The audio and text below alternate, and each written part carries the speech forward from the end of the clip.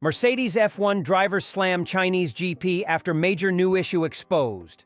So we're going to be going through that and 3 other stories in today's video. So make sure to like this video, and if you want more Mercedes news content like this, make sure to subscribe to the channel by hitting that red button down below. The first story is Mercedes receiving worrying news for the Chinese GP. Big issue for Chinese GP. As the Formula One circuit returns to China for the first time in 5 years, the introduction of a sprint race to the weekend schedule has caused concern among teams and drivers alike. The sprint, which will take place on Saturday morning before qualifying for the main event, comes with revised regulations that also relax the parc ferme conditions, allowing teams to make necessary modifications after the sprint. The Shanghai International Circuit will only host a single practice session on Friday, significantly reducing the amount of preparation time available. The lack of recent experience at the venue adds to the challenges for the teams, particularly for tire supplier Pirelli. Complications arise from the track surface itself, which may have developed imperceptible bumps due to its swampy foundation. In addition, the 18-inch tires that will be introduced in 2022 have yet to be tested on the Shanghai tarmac. Pirelli's inability to carry out its usual pre-race assessments further complicates matters.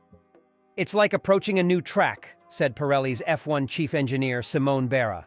"The aging and condition of the asphalt will be crucial to understand before the race. Because we have new cars and new tires. The track hasn't been used for 5 years, it's only been used for 1 race a year or something like that, so it's going to be very green and quite dirty, although of course it will be cleaned. And we have to understand, even when we measure the tarmac before the race, how it has changed. In the past it was quite rough, both in terms of micro and macro roughness. We need to understand how it has aged in recent years. Unfortunately, I don't have anyone available to do that," he says of the lack of early inspection. "So we'll do it on Wednesday." Despite these uncertainties, Pirelli remains confident in its tire selection, opting for a balanced range of C2 to C4 compounds.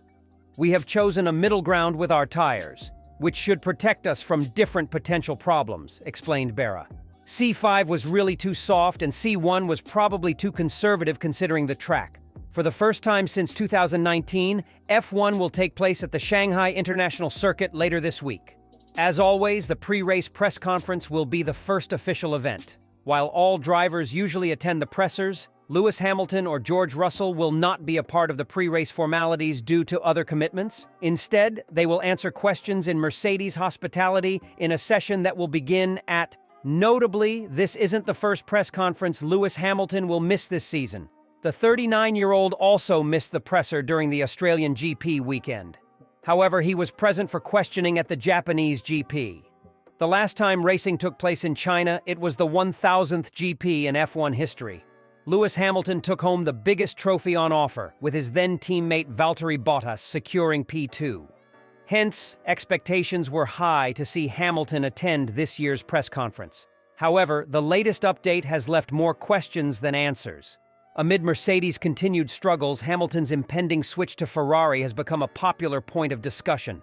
The Briton rarely faces questions aside from his expectations of Ferrari, which could perhaps be the reason why Hamilton does not want to attend the press conference. Presumably, his latest press conference in Japan wouldn't have helped either. Following yet another dismal race in Japan, Lewis Hamilton was in no mood to entertain trivial questions. Unaware of the same, a reporter asked Hamilton if he looked forward to joining Ferrari because they were faster. Lashing out at the reporter, Hamilton asked him, "Do you have any better questions?" Hamilton announced his Mercedes departure just before the 2024 season began. After spending a decade with the Silver Arrows, Hamilton now only has 20 races remaining with the team that helped him win 6 of his 7 world championships. However, Hamilton's final season with Mercedes hasn't been ideal so far. Consistent problems with the setup of the W15 have led to the Briton experiencing his worst start to an F1 season. High-speed corners have particularly been a challenge for the W15 and Hamilton. Although the qualifying session in Suzuka acted as a beacon of hope for the 7-time world champion, the race pace was once again lacking for Hamilton. The second story is Toto Wolff is keen and happy to see Antonelli in an F1 car as he prepares to test Mercedes machinery. Toto Wolff has confirmed that Mercedes junior driver Andrea Kimi Antonelli will get behind the wheel of an F1 car during an upcoming test at the Red Bull Ring, with the team boss keen and happy to see the youngster given his first opportunity with Formula One machinery. Currently competing in his debut F2 season, Antonelli's name has been mentioned on a regular basis of late. The 17-year-old impressed many with his ascent through the junior motorsport ranks before going on to bypass Formula 3 en route to joining Prima Racing for the 2024 Formula 2 campaign. While he still only has 3 F2 rounds behind him, with his best results so far being P4 in the feature race in Australia, Antonelli has also been linked to the vacant seat at the Mercedes F1 team in 2025, following Lewis Hamilton's decision to switch to Ferrari. Wolff recently suggested that he may have talked too much about the young Italian amid continued speculation over who will join George Russell at the Silver Arrows next year.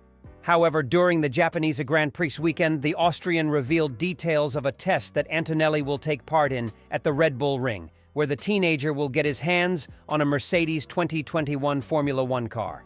Asked if he might be able to give Antonelli some pointers, having previously worked as an instructor at the track himself some years ago, Wolff joked, "Well, that would be really bad if I would be starting to give Andrea instructions.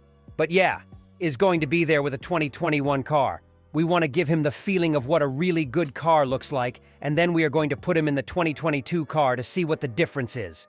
I'm really keen and happy to see him in a Formula One car. He's been with us since he was 11. I have a picture of him standing next to me on the center console as a baby boy in go-karting, and now to witness that development into a Formula One driver is something that I'm really proud of." Mercedes have supported many drivers as part of their junior team over the years, with those to progress to Formula One, including Russell and Esteban Ocon. Meanwhile, in terms of who might replace Hamilton at the Silver Arrows in 2025, Wolff has reiterated that the decision is one he intends to take his time with, having recently stated that the next few months will give us more clues amid a dynamic driver market. Lewis Hamilton has revealed that some Mercedes employees have taken to the news of his departure less well than others. Hamilton will leave the Brackley-based squad at the end of the season to head to Ferrari for 2025 onwards, partnering Charles Leclerc. The stunning move marks the end of an iconic relationship between Hamilton and Mercedes, which dates back to his debut in F1 with his Mercedes-powered McLaren in 2007. The Brit won 6 of his 7 world championships with the team between 2014 and 2020, as well as 8 consecutive constructors titles from 2014-2021 as the team dominated the turbo hybrid era. But since the beginning of the ground effect era in 2022, Mercedes have fallen behind their rivals as Hamilton has struggled to get to grips with his machinery, having not won a race since Jeddah in 2021. 2024 has been a dismal season thus far for the team, having only finished in the top 5 once in the opening 4 races, that coming from George Russell in Bahrain. Mercedes are 4th in the constructors with just 34 points, 107 points behind leaders Red Bull, while Hamilton sits 9th in the drivers' standings with a best finish of 7th in Bahrain. The 39-year-old is determined to leave Mercedes on a high note, but speaking with GQ, he revealed that some people at the team have not taken the news well that he will be joining Ferrari next season.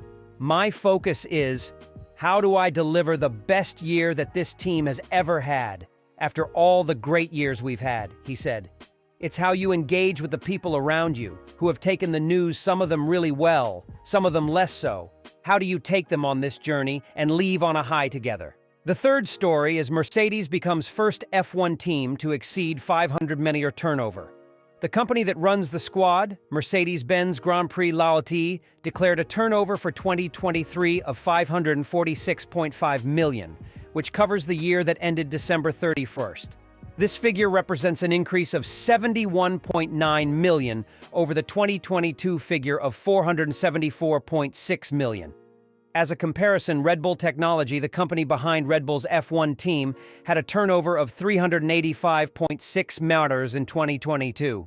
However, despite the increase in turnover at Mercedes, the Brackley-based outfit reported a slight fall in profits, down to 83.8 million from the 89.7 million it declared in 2022. This is the result of a combination of factors that includes both increased costs and higher payments of tax in the 2023 financial year, race car development assets, which are carried forward to the following season, went up from $41 million in 2022 to $52.2 million last year. This higher figure included in part the extra investment needed to change its 2024 F1 Challenger, which required a new chassis for this season.